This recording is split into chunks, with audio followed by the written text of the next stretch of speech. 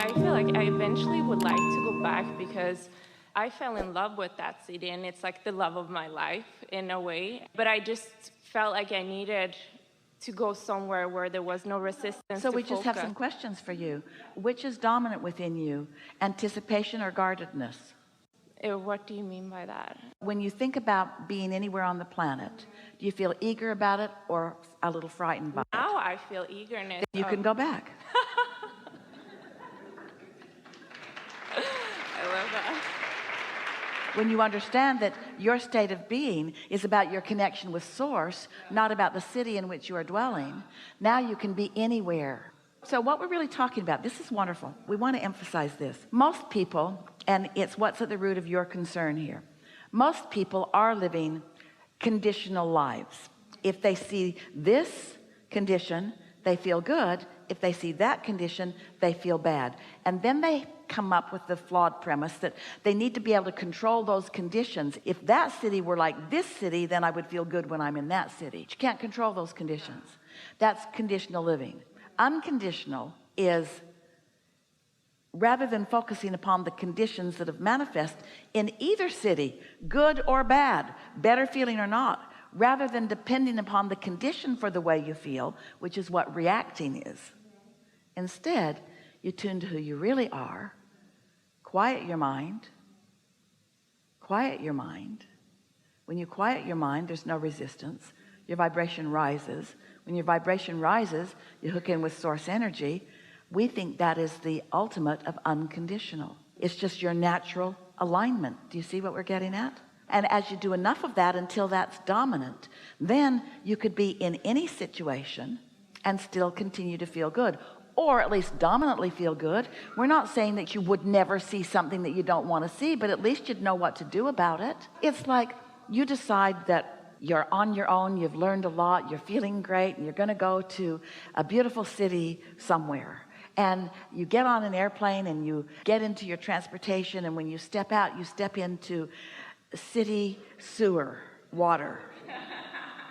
And you say, so this is Atlanta.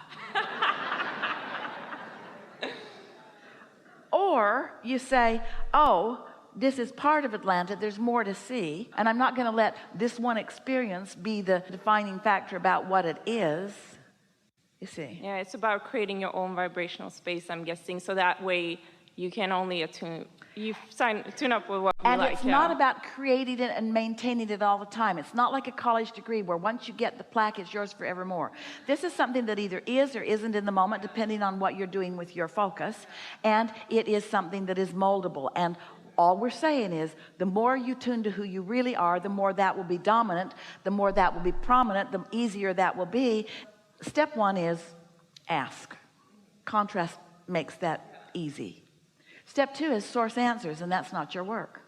Step three is you be aware of the way you feel and move in the direction of what feels best, which puts you in the receiving mode. Step four is getting really good at that, wanting to feel good, so becoming a master at it by having all the tricks in your bag of tricks. Sometimes you do a focus wheel, sometimes you make a list of positive aspects, sometimes you just go out and do things that are pleasing to you, sometimes you meditate. Often you meditate, really often you meditate, every day you meditate. We're just hinting a little bit. You allow your vibration to rise. That's step four. You're really, really, really, really good at it. And you prefer feeling good, and you know how to feel good, and you do mostly feel good, and people know you as somebody who feels good, and you don't care whether they know you as somebody that feels good or not. You just feel good. And you don't give a rip about what they think, because what they think is irrelevant to you, because you know how to tune in, tap in, turn on, and you love them. That's step four. You're really good at that. Step five is you're back in LA. You see something that doesn't please you, and you don't care. You don't feel bad about it. You just laugh about it. You say, oh yeah, I remember that. But you're in that stable place where it doesn't give you any sense of insecurity, because your momentum of security is so dominant within you. So now it's just something that is happening.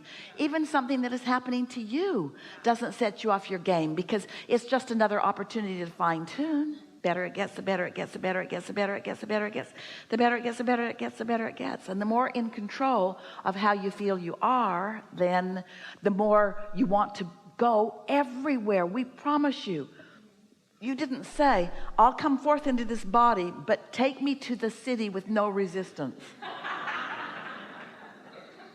You said, take me to this environment, and from this I will come to my own awarenesses of what I prefer. And your inner being said, and when you do that, we'll call you there. And you said, and I'll listen. And sometimes I'll come and sometimes I won't come. And your inner being says, we know, but we'll keep calling whether you come or not. And you said, well, I'll come mostly. And your inner being says, well, maybe you will and maybe you won't, but we'll keep calling. And you said, I'm going to immerse myself in Los Angeles. I'm going to really look around. And your inner being knows that you're going to look around and you're going to find things that are going to keep you from being in perfect vibrational harmony with your inner being. But your inner being doesn't freak out because your inner being knows who you really are. Your inner being knows what your standards are. Your inner being knows who you are as an eternal being. Your inner being knows that you want to feel good. Your inner being knows that you will find a way to feel good. Your inner being knows that you will follow. You might have to croak to do it. We just don't think you should have to croak to follow your inner being. What do you think? Don't you think you know enough now that you could mostly follow your inner being, dominantly follow your inner being? Does that mean you'll never be in a bad mood again? Of course not. Does that mean that you won't have a contrasting experience where there is the realness of expansion? Of course, that will always come. It's just that dominantly you will know who you are, and dominantly you will love people. Does that mean you won't see something that makes you go, ooh, don't be like that? Of course you're going to see that. But is it going to take you down? No. Something else? Yeah. I mean, definitely. I was just wondering, like, is just environments more challenging than others? Like, is that a reality, or is it only in my mind? Well, here's the thing. It's not about which environment is more challenging than the other. It's whether you're up to the challenge or not. Now stay with us just for a little bit here. Did you hear us earlier when we said that what you don't want is what creates what you do want, and that they are vibrationally equal in terms of when you really, really, really don't want something, you really, really, really do want something. And so your vortex is in a state of becoming because of the other end of that stick. Can you sort of think about that just a little bit? So doesn't that mean that one is good for the other? That, what was your question? So if certain environments are more challenging than others. So doesn't that mean that a more challenging environment is more ripe with opportunity and potential for expansion? Yeah, that's what I felt. Isn't it? But what trips you up is, you see, when you're in step 5, the challenge is still there and it still gives birth to the desire, but you're so dominantly feeling good that then you can reap the benefit of the experience nearly immediately. So the problem and the solution appear almost simultaneously. Don't you like that a lot? Rather than wallowing in the problem for a long time. Sometimes people say, I've had this problem my whole life. And usually when they feel that way, we know we're not going to talk them out of it in the little bit of time that we have together.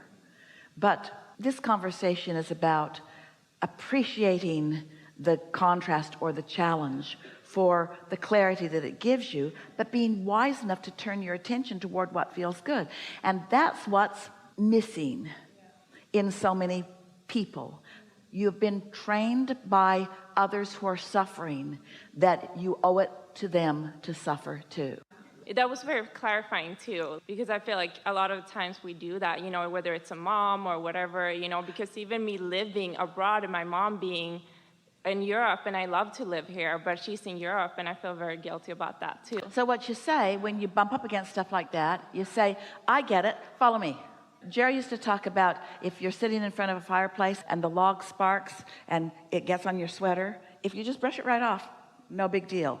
But if you don't brush it right off, it's sort of the same way. If you indulge in the discomfort of whatever's going on, then it's not as easy for you to find your way out of it. But knowing what you know, you all, right here and now, are dominantly tuned into who you are. As a result of this conversation and your egotistical, thank you for bringing your ego to this gathering, focus. You are predominantly in tune with who you are. And that's why you're feeling clarity. That's why you're feeling some upliftment. That's why you're feeling a little more invincible. But will you stay this way? That's up to you. It depends on what you decide to do next. And you got to make feeling good a priority. Okay, good. Thank you so much. Very I good. really appreciate it. Very good.